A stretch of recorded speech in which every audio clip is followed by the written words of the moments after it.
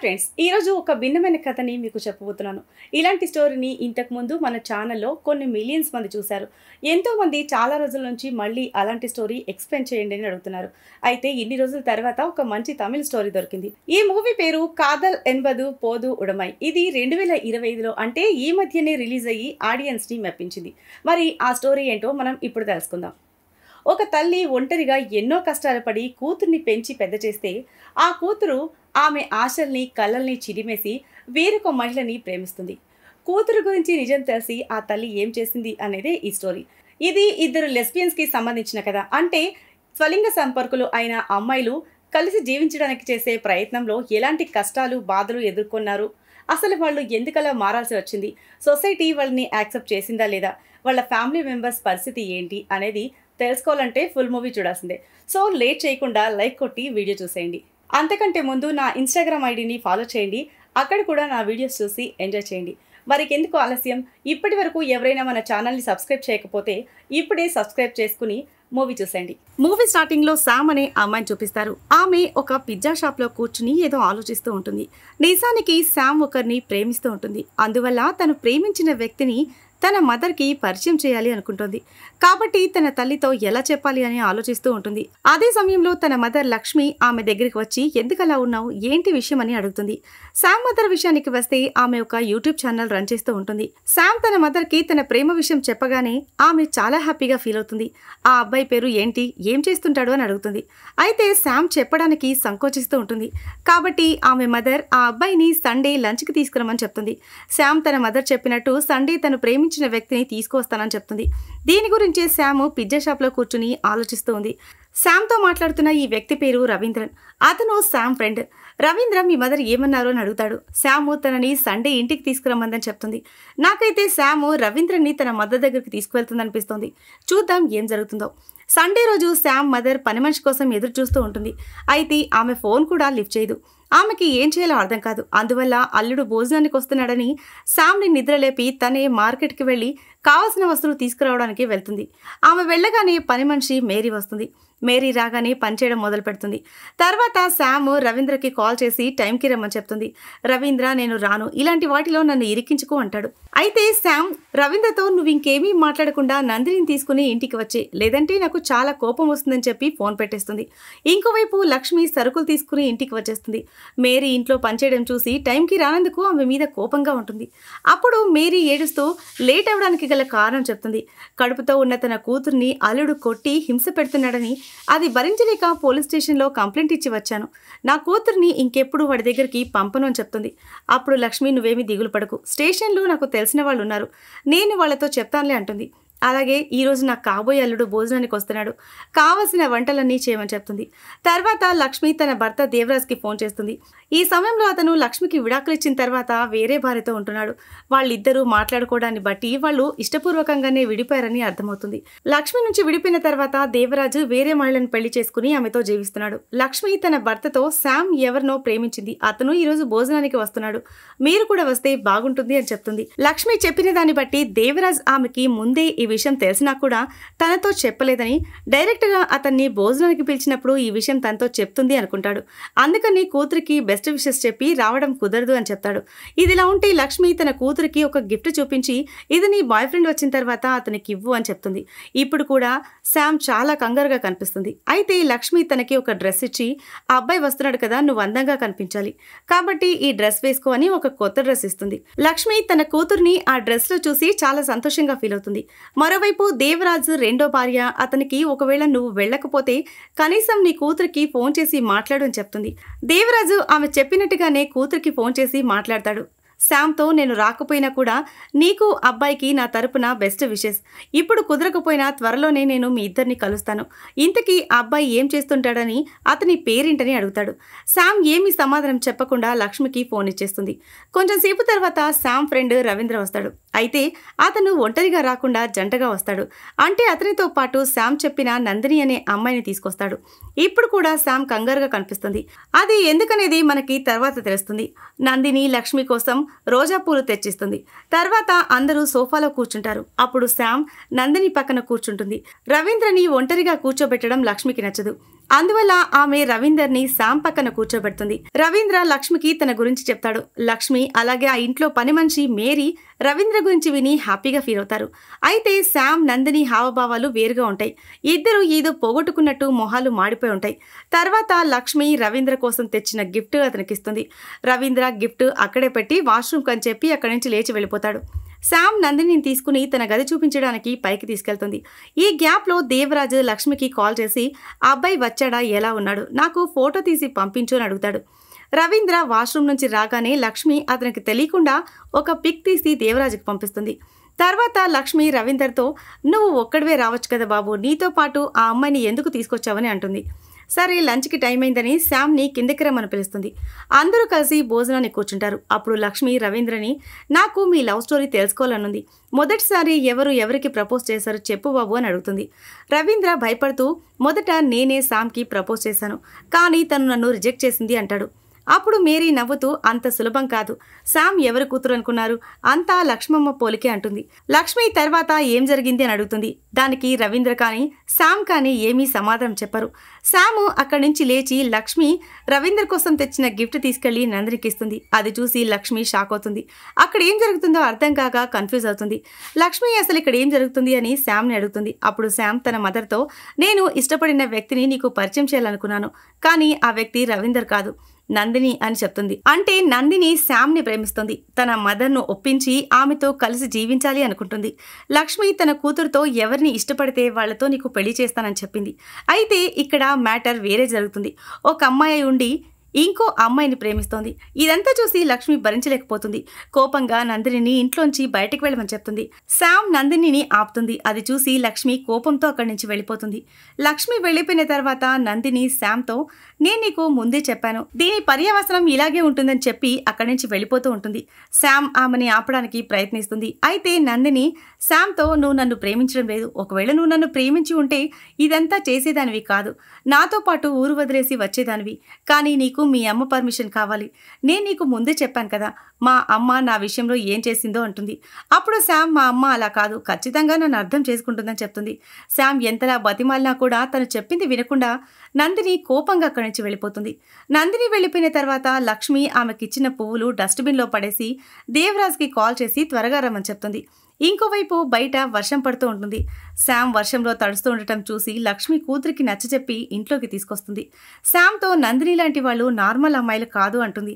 అప్పుడు Sam Nandini normal అమ్మాయి కాదంటే నేను కూడా నార్మల్ అమ్మాయిని కాదు అంటుంది.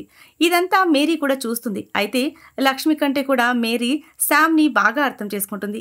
కాబట్టి తర్వాత లక్ష్మి డస్ట్బిన్లో వేసిన పువ్వులు ఆ గిఫ్ట్ తీసుకెళ్లి శామ్కి ఇస్తుంది. ఇంకోవైపు నందిని రవీంద్రని కారు వెనక్కి తిప్పమని చెప్తుంది. మరోవైపు శామ్ నందిని తనకు ఎలా పరిచయమైందో గుర్తు చేసుకుంటుంది. ఒకరోజు శామ్ ఒంటరిగా క్యాబ్ కోసం ఎదురు చూస్తూ ఉంటే నందిని ఆమెని తన కారులో ఎక్కించుకుని లిఫ్ట్ ఇస్తుంది. అలా శామ్కి నందిని మీద ఇష్టం ఏర్పడింది. అలా వాళ్ళిద్దరూ ఫ్రెండ్స్ అవడం వల్ల ఒకరి మీద ఒకరికి ప్రేమ ఏర్పడింది. అంటే వీళ్ళిద్దరూ సేమ్ జెండర్ అయినా కూడా ఒకరిని చూడగానే ఒకరికి ప్రేమ ఏర్పడింది. తర్వాత నందిని మళ్ళీ శామ్ దగ్గరకు వస్తుంది. లక్ష్మి ఆ అమ్మాయిని చూడగానే మెడ పట్టుకుని బయటకి గెంటే ప్రయత్నం చేస్తుంది. ఈలోగా శామ్ వచ్చి నందినిని హత్తుకుంటుంది. తన మదర్కి మాటకి మాట సమాధానం చెప్తుంది.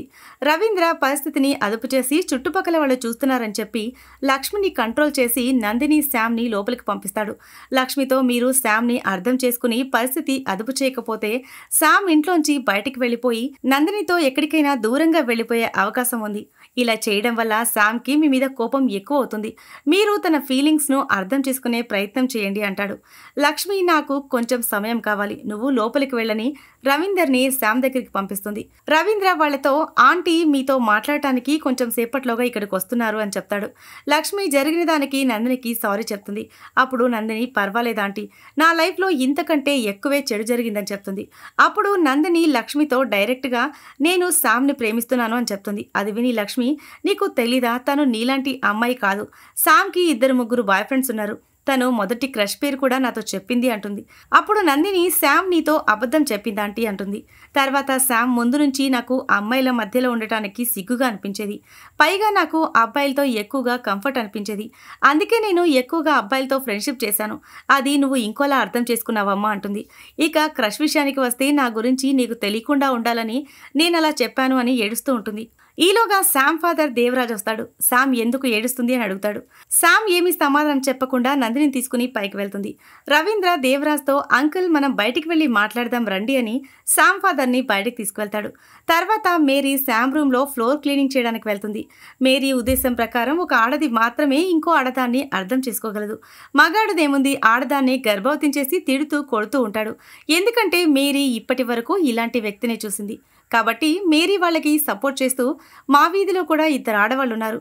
వాళ్ళని వాళ్ళ భర్తలు కలవకుండా చేసి కొడుతూ తిడుతూ ఉంటారు. వీధిలో వాళ్ళు వాళ్ళని చూసి ఏదేదో మాట్లాడుకుంటూ ఉంటారు. కానీ వాళ్ళు ఇవేమీ పట్టించుకోరు అని చెప్తుంది. మరోవైపు రవీంద్ర దేవరాజ్తో జరిగింది మొత్తం చెప్తాడు. అతను చెప్పింది విని ఇది నార్మల్ విషయం ఎలా అవుతుంది అంటాడు. రవీంద్ర శామ్ ఫాదర్తో ఆపోజిట్ జెండర్ని చూసి అందరూ ఎలా అయితే అట్రాక్ట్ అవుతారో వీళ్ళ విషయంలో కూడా అంతే. వీళ్ళు సేమ్ జెండర్ని చూసి అలాగే అట్రాక్ట్ అవుతారని చెప్తాడు. మనం వాళ్ళని ఫోర్స్ చేయకూడదు, నార్మల్గా వాళ్ళు ఉండలేరు అని చెప్తాడు. అప్పుడు దేవరాజ్ నువ్వు శామ్కి ఎందుకు ఇంతలా సపోర్ట్ చేస్తున్నావు అంటాడు. దానికి రవీంద్ర నేను శామ్ని ప్రేమించాను, తను నందినిని ప్రేమించింది. తన గురించి తెలిసినప్పుడు ముందు నేను కూడా మీలాగే రియాక్ట్ అయ్యాను. సమయం గడిచే కొద్దీ తనని అర్థం చేసుకుని ఫ్రెండ్ అయ్యానని చెప్తాడు. అప్పుడు దేవరాజ్ నేను రేపు కుక్కని తీసుకొస్తాను, శామ్ దాన్ని లవ్ చేస్తే అది కూడా కరెక్టేనా అంటాడు. అప్పుడు రవీంద్ర మీ క్వశ్చనే రాంగ్, ఇది 2 మనుషుల ఫీలింగ్ సార్, 2 జంతువుల మ్యాటర్ కాదు అంటాడు. అయితే శామ్ ఫాదర్ చాలా ఆర్గ్యుమెంట్ చేస్తాడు. నువ్వు చెప్పేది నిజమైతే ఇలాంటి కపుల్స్ చాలా మంది ఉండాలి కదా, నేను ఎక్కడా ఇలాంటి వాళ్ళని చూడలేదు అంటాడు. దానికి రవీంద్ర మీరు చెప్పేది నిజమే, అయితే ఇలాంటి వాళ్ళు చాలా మంది ఉన్నా వాళ్ళ రిలేషన్ గురించి బయటకు చెప్పుకునే ధైర్యం లేక చాటుగా బతికేస్తూ ఉండొచ్చు అంటాడు. అప్పుడు దేవరాజ్ శామ్ నీకు ఫ్రెండ్, నువ్వు ఆలోచించినట్టు నేను ఆలోచించలేను. ఎందుకంటే శామ్ నా కూతురు, తన బుర్రలో ఉన్న భూతాన్ని ఎలాగైనా తరిమి కొడతాను అంటాడు. దానికి రవీంద్ర అది జరగదు సార్ అంటాడు. అప్పుడు దేవరాజ్ నేను శామ్లో మార్పు తీసుకొస్తే నువ్వు నేను చెప్పినట్టు విని నా కూతుర్ని పెళ్లి చేసుకుంటావని అడుగుతాడు. రవీంద్ర కూడా అందుకు అంగీకరిస్తాడు. ఇంకోవైపు మేరీ శామ్ నందినిలకు కాఫీ ఇస్తుంది. వాళ్లతో మీ ఇద్దరికి పెళ్లి జరిగితే మీలో భర్త ఎవరు భార్య ఎవరు అని అడుగుతుంది. నందిని నవ్వుతూ మా విషయంలో భర్త అనే పదానికి స్థానం లేదు, మేము ఇద్దరు ఒకరికి ఒకరు భార్యగానే ఉంటామని చెప్తుంది. ఇంకోవైపు దేవరాజు లక్ష్మితో నీ వల్లనే ఇదంతా జరిగింది, శామ్ని నువ్వు సరిగ్గా పట్టించుకోలేదు అంటాడు. అప్పుడు లక్ష్మి నా వల్ల కాదు, నువ్వు ఆ టీచర్ని పెళ్లి చేసుకోకపోయి ఉంటే ఇలా జరిగేది కాదు అంటుంది. అంటే ఇద్దరు ఒకరిని ఒకరు నిందించుకుంటూ ఉంటారు. కొంచెం సేపు వాదించుకున్న తర్వాత దేవరాజ్ మనం గొడవ పడటం వల్ల సమస్య పరిష్కారం కాదు, ఈ సమస్యని నేను పరిష్కరిస్తాను, అందుకు నా దగ్గర ఒక ప్లాన్ ఉందని చెప్తాడు. అలా ఇద్దరు గదిలోంచి బయటికి వచ్చి రవీందర్ని తీసుకుని టెర్రస్ పైన ఉన్న శామ్ నందిని దగ్గరికి వెళ్తారు. దేవరాజు నందినికి తన గురించి చెప్పి పరిచయం చేసుకుంటాడు. తర్వాత నందిని నీ గురించి మీ ఇంట్లో వాళ్ళకి తెలుసా అని అడుగుతాడు. నందిని తెలుసు, అందుకే వాళ్ళు నన్ను ఇంట్లోంచి బయటికి గెంటేశారని చెప్తుంది. నేను ఇక్కడ ఒక హాస్టల్లో ఉంటున్నాను అంటుంది.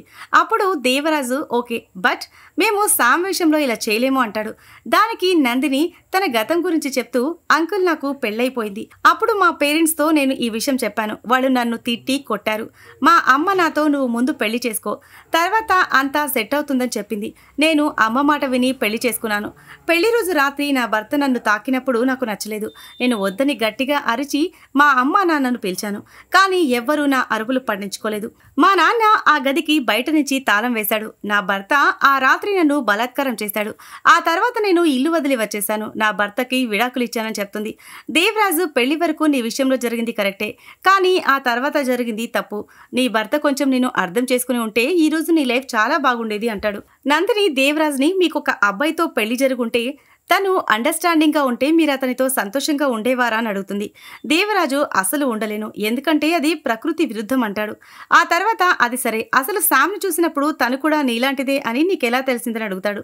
అప్పుడు శామ్ నాకే అనిపించింది, నేనే నందినికి ప్రపోజ్ చేశాను. ఒక అమ్మాయి అబ్బాయి దగ్గరకు వస్తే ఎలా వాళ్ళకి తెలుస్తుందో అలాగే నాకు కూడా తెలిసింది. బ్లాక్ అండ్ వైట్ లాగే ఇంకా చాలా రంగులు ఉంటాయి, అవే మేము, కానీ మమ్మల్ని ఎవ్వరూ అర్థం చేసుకోరు అంటుంది. దేవరాజు అక్కడితో ఆగకుండా ఒక బంధంలో ఇద్దరు వ్యక్తులు ఆపోజిట్ జెండర్స్ అయి ఉండాలి, అది ప్రకృతి నియమం, కానీ మీరు ప్రకృతికి విరుద్ధంగా ప్రవర్తిస్తున్నారు అంటాడు. అప్పుడు శామ్ ఇది ప్రకృతి నియమం అయితే ముందు నుంచి ప్రకృతి మమ్మల్ని ఇలా ఎందుకు చేసింది, మాలో ఈ ఫీలింగ్స్ ఎందుకు పుట్టించింది అని అడుగుతుంది. దేవరాజు ఒక మనిషి ఒక బిడ్డకి జన్మనివ్వకపోతే ఆ పుట్టుక వ్యర్థం అని చెప్తాడు. తండ్రికి తగ్గ కూతురులాగా శామ్ తిరిగి తన ఫాదర్తో నీకు మా అమ్మతో పెళ్ళయి నేను పుట్టిన తర్వాత కూడా నువ్వు ఇంకో మహిళని పెళ్లి చేసుకున్నావు, ఆమెతో నీకు పిల్లలు లేరు అంటే మీ బంధం కూడా వ్యర్థమని ఒప్పుకుంటున్నారా అంటుంది. అప్పుడు ఆమె ఫాదర్ కోపంతో మా బంధం ప్రకృతి నియమానుసారం ఏర్పడింది అంటాడు. అప్పుడు రవీంద్ర మధ్యలో కలగ చేసుకుని, అంకుల్ మీ మధ్యలో వచ్చి మాట్లాడుతున్నందుకు నన్ను క్షమించండి. మీరు పిల్లలు పుట్టకపోతే ఆ జీవితం వ్యర్థం అంటున్నారు కదా. దేశంలో ఎంతో మంది మహానుభావులు ఉన్నారు, వాళ్లలో చాలా మందికి పిల్లలేరు, అలాగని వాళ్ళందరి జీవితం వ్యర్థమా అంటాడు. శామ్ తన ఫాదర్తో మీకు పిల్లలు ముఖ్యమంటే చెప్పండి, మేము ఒక పిల్లాడిని అడాప్ట్ చేసుకుంటాము అంటుంది. దానికి ఆమె ఫాదర్ మంచిది తల్లి, మరి మీలో ఆ బిడ్డకి ఫాదర్ ఎవరు, తండ్రి లేకుండానే పెంచి పెద్ద చేస్తావా అంటాడు. అప్పుడు శామ్ తన తండ్రి మైండ్ బ్లాక్ అయ్యేలా సమాధానం చెప్తుంది. అదేంటంటే నేను కూడా తండ్రి లేకుండానే కదా పెరిగాను అంటుంది. నిజమే కదా. అయితే ఆమె ఫాదర్ నువ్వు నన్ను నాన్న అని పిలవచ్చు, ఎందుకంటే నాకు మీ అమ్మతో బంధం తెగిపోయింది, నీతో కాదు అంటాడు. అప్పుడు లక్ష్మి శామ్తో, చూడు శామ్, పిల్లలు పుట్టని వాళ్ళు అడాప్ట్ చేసుకుంటారు, నీకు ఇంకా చాలా వయసుంది, నీకు ఇదంతా చేయాల్సిన అవసరం ఏముంది, నువ్వు మాకు ఒక్కగానొక్క కూతురివి, నీకు పిల్లలు పుట్టి మన వంశం నిలబడాలని మాకు కోరిక ఉంటుంది కదా అంటుంది. అప్పుడు శామ్, మీకు నేను ఒక్కదాన్నే పుట్టడం నా తప్ప, మీరెందుకు నా తర్వాత ఇంకో బిడ్డను కనలేదు అంటుంది. అప్పుడు ఆమె ఫాదర్ కోపంతో, నీకు 10 ఏళ్లు ఉన్నప్పుడు మీ అమ్మ ప్రెగ్నెంట్గా ఉంది, అయితే తను నాకు చెప్పకుండా అబార్షన్ చేయించుకుంది, అప్పటి నుంచి మీ అమ్మని ఇంతకు ముందులాగా ప్రేమించలేకపోయానని చెప్తాడు. అప్పుడు లక్ష్మి ఏడుస్తూ, నేను శామ్కి జన్మనిచ్చేటప్పుడు ఆ నొప్పి భరించలేకపోయాను, అందుకే రెండోసారి భయంతో అబార్షన్ చేయించుకున్నాను, మీ నాన్న నా బాధని అర్థం చేసుకోలేదు, సాటి ఆడదానికి ఆ బాధ అర్థమవుతుందని చెప్తుంది. ఆ మాట విని శామ్ దేవరాజు లక్ష్మిని హత్తుకుని బాధపడతారు. ఈలోగా పని మనిషి మేరీ అక్కడికి వస్తుంది. ఆమె పని పూర్తి చేసుకుని కూతురు దగ్గరికి వెళ్లాలని డబ్బుల కోసం లక్ష్మి దగ్గరకు వస్తుంది. ఉదయం మేరీ అల్లుడు ఆమె కూతుర్ని కొట్టడం వల్ల ఆమెని హాస్పిటల్కి తీసుకువెళ్ళాలి, అందుకోసం 500 ఇవ్వండి, నా జీతంలో కట్ చేసుకోండి అంటుంది. లక్ష్మి ఆమెకి 1000 రూపాయలు ఇచ్చి, ఇవి నీ జీతంలో కట్ చేయను, వెళ్ళు, నీ కూతుర్ని జాగ్రత్తగా చూసుకో, అలాగే ఇక్కడ జరిగింది ఎవరితో చెప్పకు అంటుంది. మేడం, నేను శామ్కి కాఫీ ఇవ్వడానికి వెళ్ళినప్పుడు తను నందినితో చాలా సంతోషంగా ఉంది, తనని అలాగే ఉండనివ్వండి, ఇందులో సిగ్గుపడాల్సిన అవసరం ఏమీ లేదని చెప్తుంది. 1000 రూపాయల నుంచి 500 తీసుకుని నాకు 500 మాత్రమే అవసరం, ఇవి నా జీతంలో కట్ చేయండి అని చెప్పి ఇంకో 500 రూపాయలు లక్ష్మికి తిరిగిచ్చి వెళ్ళిపోతుంది. తర్వాత శామ్ పేరెంట్స్ ఇద్దరు, మీది నిజమైన ప్రేమ అయితే మీ రిలేషన్ కరెక్ట్ అనుకుంటే 1 సంవత్సరం పాటు దూరంగా ఉండండి, అప్పుడు కూడా మీకు ఇదే ఫీలింగ్ ఉంటే మీరు మీ ఇష్ట ప్రకారం కలిసి ఉండొచ్చు అని చెప్తారు. ఒకవేళ అలా ఉండలేకపోతే రవీంద్రని పెళ్లి చేసుకోవాలి అంటారు. వాళ్ళు చెప్పిన దానికి నందిని ఒప్పుకుంటుంది. అయితే శామ్, నందిని, నేను నిన్ను వదిలి ఒక్క క్షణం కూడా ఉండలేను, ఇదంతా సినిమాల్లో జరుగుతుంది, నిజంగా కాదు అంటుంది.